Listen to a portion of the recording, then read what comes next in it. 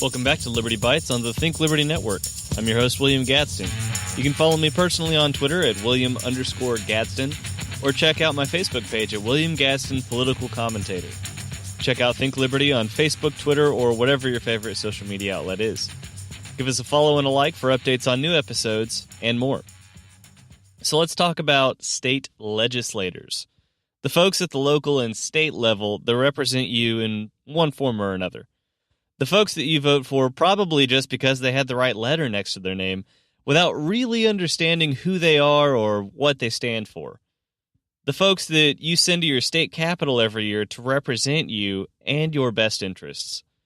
Especially nowadays, there's more opportunity than ever for personal accountability on these political representatives. You can check their latest tweet or Facebook post, see them on C-SPAN, or ask them questions yourself at a town hall. But are we using these opportunities for accountability to their fullest extent? How many of you are taking to social media or writing your representatives in a letter or even paying attention to what they have to say or who they are in the first place? I'm going to come back to this point in a second. The incredible amount of access that we have to these people nowadays is astounding, and we have to make sure we're using it. But first, I want to talk about the two kinds of political representatives that we have, and how today's technology can help eliminate the more destructive of the two while supporting and encouraging the more constructive of the two. So Edmund Burke, the Enlightenment-era philosopher from England, broke down legislators into two different categories. On the one hand, we have delegates. Delegates are legislators who primarily see their role as voting according to their constituents' beliefs as they understand them. On the other hand, we have trustees. Now, trustees are legislators who believe that they were elected to exercise their own judgment and to approach issues accordingly. These two categories of legislators still play out today, and therein lies the problem, ladies and gentlemen. We have our system of government in the United States, in the pursuit of liberty, designed around the assumption that we would have delegates, not trustees. But guess which ones we keep getting into office? Now, the most frustrating part of this is that it is completely 100% within our control to make sure that we have delegates and not trustees being put into positions of power. It is entirely up to us to ensure that we are voting in true representatives of the people instead of tyrants on a smaller scale. We have their thoughts and actions literally at our fingertips, at the click of a button. But then we complain about everything that they do while pulling the lever for the same person again or staying home and not voting at all.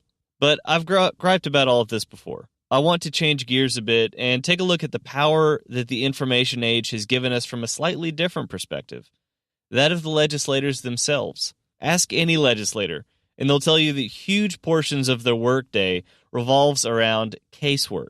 Individuals will write or call legislators concerning very personal problems, from not getting their Social Security checks to needing additional medical care that the state-provided insurance or Medicaid doesn't cover.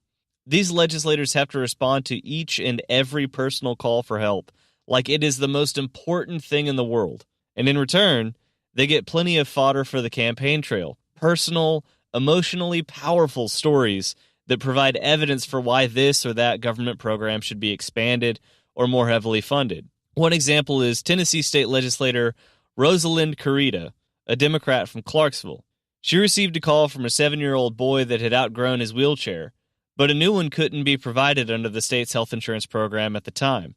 Now, obviously, nobody's going to say that the little boy shouldn't get a new wheelchair or that he shouldn't receive assistance. The key here is how the assistance is procured and implemented. On a policy level, and I know this sounds cold and calculating, but this is one person.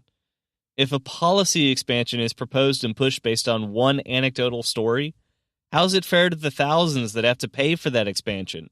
Not to mention the further intrusion of the state on the life of the individual. But there is an easy way for us to have our cake and eat it too with situations like this. What if, instead of a legislator getting a handicapped child in touch with Medicaid for a new wheelchair, what if they used their platform to crowdsource these exact same issues instead of encouraging dependency on the state? After all, the technology is there. They use it to tweet what they had for dinner and to get into spats using snarky digs at their rivals.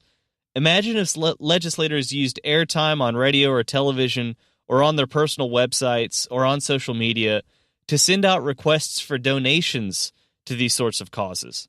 Why can't they use that to bring attention to the plights of these individuals and let the people decide if the case is worth donating their money towards? Look at websites like GoFundMe. People have some of the dumbest reasons to ask for donations, and for some reason, people still willingly choose to give, and that is without even a modicum of the reach that a politician has. We had a dude raise over $15 million in 2 weeks to build the wall. People from around the country gave. Now imagine if local and state legislators take a few minutes out of every day to put out a public statement, massively boosting the potential donations of the personal causes in their district that they see as worthwhile without using taxpayer money to fund it. Now, I would call that true leadership. I would call that true unity in bringing a community together to help one of their own in need. That is the kind of politician that we need. Look, the bottom line here is this. Nobody will argue with people voluntarily paying for a new wheelchair for a handicapped child, but plenty would object to having money taken from them to be given to someone else, even if it is for that same child, much less for it to be given to someone that is capable of working but chooses not to. By using the massive platforms that they have as part of their very job, legislators could cure the individual ills of society that come across their desks every day without spending a cent of taxpayer money. Let the market and the individual decide the merit of each expense instead of the state deciding for us. Thanks for listening, and I hope you'll join us next week to become more liberty-centered with us. I'm William Gadsden with Think Liberty.